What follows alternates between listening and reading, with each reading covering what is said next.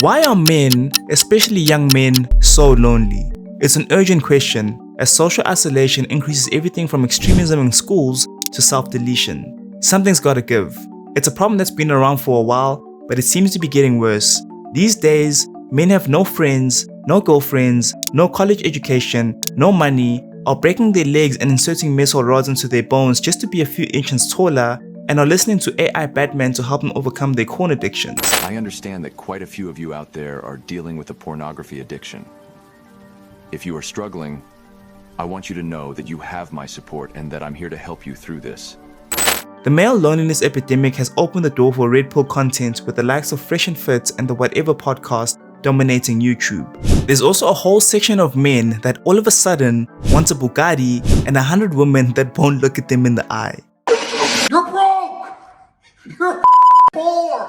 Screen time is probably part of the problem, of course. Nearly half of American men say that their online lives are more rewarding than their offline lives. The virtual world, with porn and platforms housing parasocial relationships such as OnlyFans and Twitch, is facilitating men's withdrawal.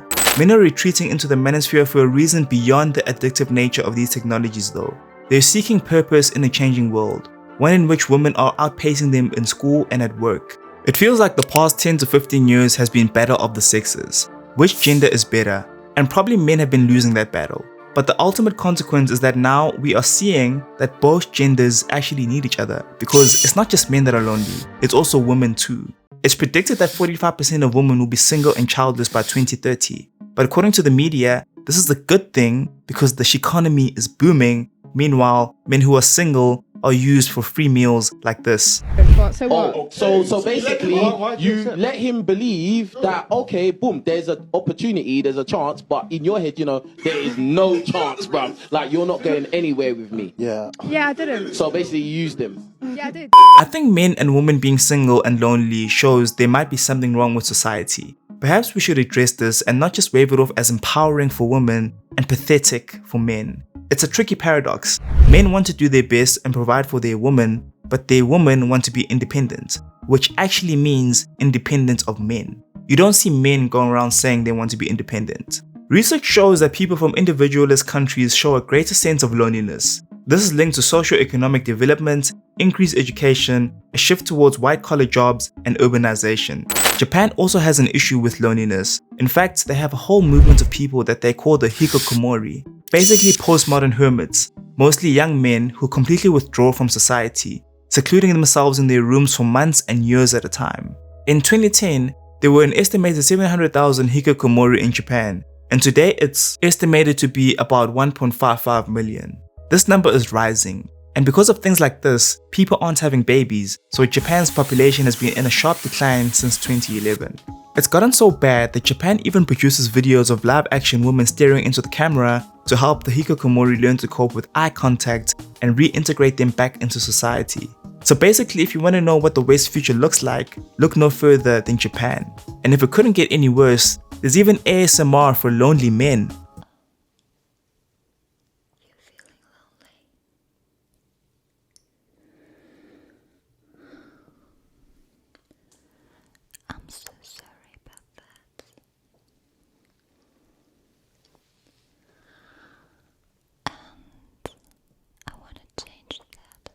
What kind of demon is this? And this video was almost on 1 million views. Oh my word. There's a growing concern that social media and technology, while undeniably convenient, might be contributing to loneliness. It makes things a lot easier, but the flip side of that coin is that it makes us lazy. Think about it. Why go to the mall when I can just tap, buy a new iPhone and have it shipped to me within a day or two? Why hang out with friends when I can get all of my social interaction that I need from Twitter and streamers? Why go on dates and bother meeting women when I could just tap, Google BBW and get 2 million search results and get into a 3-hour corn binge to an endless catalog of naked women? Instant dopamine, instant satisfaction, instant gratification. And I mean, who even needs a real woman when you can just get an AI girlfriend? The dating apps are just glorified hookup hubs. Instead of experiencing the rejection of a real woman and learning from it, you just swipe left. I'm convinced that these dating apps have completely broken men's brains. In today's society, there's a tendency to sexualize women, whether it's IG models, OnlyFans, or even Twitch. The extended use of these apps often leads to objectification rather than the pursuit of love. It becomes a cyclic issue where sexualization is rampant, influenced by the widespread consumption of pornography by many men. Consequently, the act of swiping left can begin to reduce real individuals to mere products. It's safe to say that the commodification of love and the window shopping of dating apps probably has a lot to do with the rise of lonely single men. And this is where another set of companies have stepped in to offer a false solution. MindGeek, Replica, OnlyFans, and Twitch. All of these shading companies offer a different kind of distraction. Now, MindGeek is the most obvious. The sprawling empire of adult sites caters to any desire you could ever dream of, however unrealistic it may be. And the dangers of widespread internet porn are already known by now, and it's often understated just how damaging they really are. We all know that these sites rewire the brain and act like any other addiction. When people watch these videos, they get a new dopamine hit every time they click on a new video, which then fades incredibly quickly. Like a hamster on a wheel, it's a never-ending cycle. Drugs like weed and Cruzada Blanco are external things, so it's easier to be free of them. Porn, on the other hand, caters to your biological need to have sex. It's natural dopamine on overdrive, right in the palm of your hand. While you will never get an overdose like you do when you're snorting Griselda, it certainly will break your brain and warp the way that you view women and people. It's an addiction that doesn't hurt you physically, but it destroys you mentally. And most users often fall into a similar pattern of getting desensitized to this content, just like an addict searching for a better high. People often report seeking out darker, more depraved fantasies over time as they get bored of just the vanilla stuff. And over time, this starts to ruin your relationships and real life. You always want something more extreme, more dark, someone more attractive, never being content with actual realistic standards. And eventually these sites just replace human contact, because instead of using all of the sexual energy and dopamine trying to become a better person and improving your life, pushing past your anxieties and actually finding the right person for you, you can just sit at home doing nothing but watching these videos in your musky bed.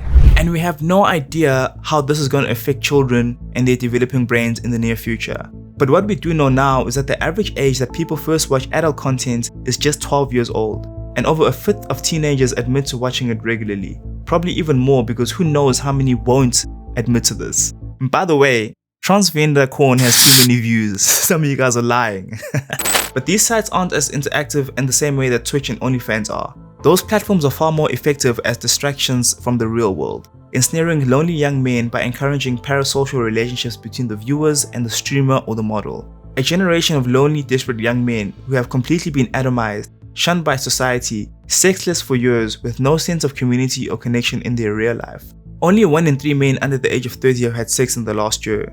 And if you hear sex and your brain fires, the bottom line is that it's a key step to the elemental foundation of any society, and that is relationships. We are producing too many of the most dangerous person in society.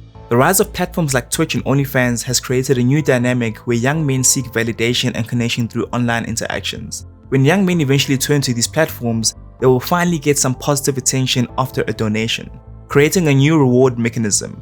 They get a Scooby snack in exchange for a donation. They delude themselves into thinking that the streamer or model actually likes them and knows them when they donate money to them.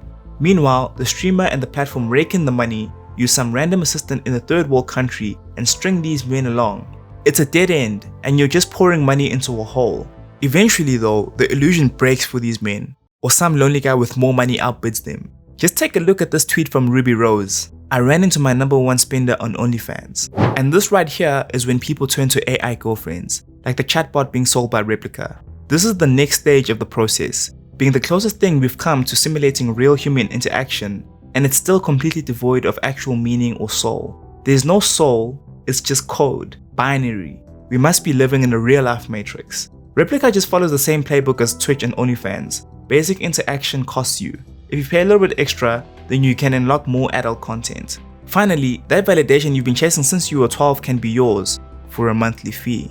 It's a cheap fix for a deep problem. These companies, these demons, feed off loneliness. It's their lifeblood. They lure you in with promises, but ultimately, these products just leave a bigger hole. They're like placing a band-aid on a gaping wound. You're just numbing the pain, you're not healing it. These companies are pushing loneliness like the big tobacco companies did cigarettes in the 60s, addictive and ultimately destructive. They found the share of men who have 6 or more close friends, which in 1990 was 55%, by 2021 had shrunk by half. Meanwhile, those with literally zero close friends, which stood at 3% in 1990, has zoomed to 15%. But it's not just relations with the opposite sex, because according to CNN, Americans are also currently in a friendship recession, and men are being hit the hardest. The percentage of men who reported having at least 6 close friendships fell in half since the 1990s. 15% of men say they have no close friendships at all. Looking at all these stats, the explosion of figures like Andrew Tate is not surprising at all. Friendship, by its very nature, is hard to measure, and people often feel a sense of shame that makes them reluctant to admit that they lack friends. Actually saying, "I need a friend," is maybe one of the hardest sentences that any human being can utter. In our increasingly mobile society, people are less likely to put down the roots needed to build long-term relationships. It takes time to make friends and nurture relationships, and Americans are currently spending more time with their families, which is a good thing, and at work than previous generations. There's also been a decline in community organizations like houses of worship, veterans groups, and social clubs where people can make friends. When you lose that kind of structure previously provided by formal organizations, it becomes a lot harder to build a community all on your own. And you can forget about even meeting someone at a place as mundane as the gym, because these days you might get cancelled or called a creep by these weird TikTokers. One of the other factors is that the workplace has become the most common place where people make friends, yet people work from home more often since the pandemic. That means less personal contact with coworkers. Digital tools like Zoom and Microsoft Teams tend to foster connection more than intimacy. The online world may help keep friendships alive, but a lot of online communication is shallow, casual, and transient. Online communication has expanded social circles, but friendships are not measured by numbers, but by their depth and intensity. The time we used to spend with friends, we are now spending on our phones, yet there are no substitute for the real thing. Human beings are social creatures. We are built for social interaction. I mentioned earlier that society has been involved in a battle of the sexes, which men have been losing. I'm going to get a bit deeper into that because it truly feels like there's an attack on men and men's true nature in society. Barbie movie, men are stupid, blah blah blah blah blah blah blah.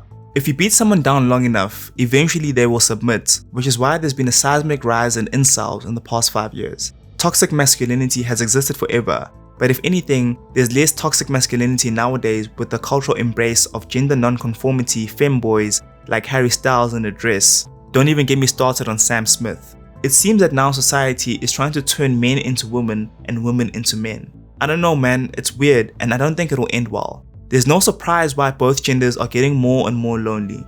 Even when these men try to speak up, they met with all kind of rhetoric on the X streets, completely dismissing their feelings. Oh my god, the privileged life these poor little boys must have that their biggest problem is being lonely, i.e. so insufferable that nobody wants to sleep with them. So much more pressing than the poor distribution of wealth causing people to suffer food and housing insecurity. Really? People are working harder and longer while wages have become stagnant. Men have been dropping out of college like flies. So what does that get you?